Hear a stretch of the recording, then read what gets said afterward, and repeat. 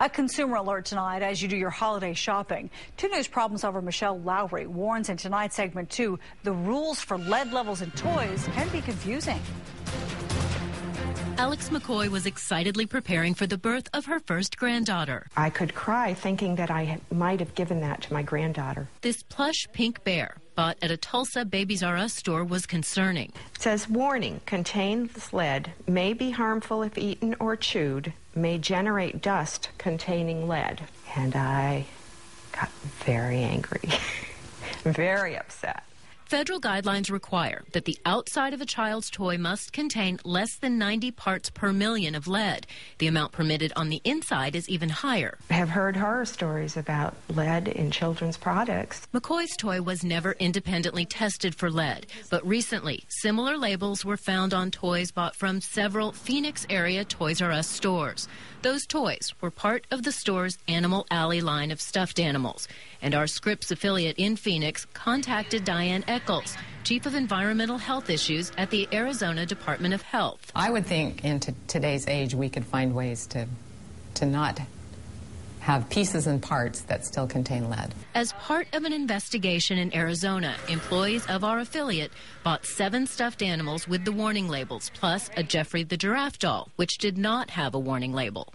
They were all taken to a certified lab in Phoenix for testing. In the television station's test, the toy that tested with the highest amount of lead was Jeffrey the Giraffe. Remember, he didn't have a lead warning.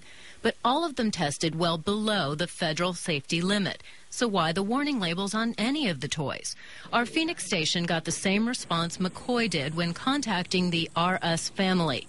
In both situations, the company says they are following an Illinois law that requires manufacturers put warning labels on any product with lead content that is more than 40 parts per million. It is the strictest of any state law and well below the federal limit of 90. It was more like a form letter that they were just meeting the minimum requirements of answering my question. Instead of keeping the inventory separate, the company decided to put warning labels on any item that would come under Illinois' law.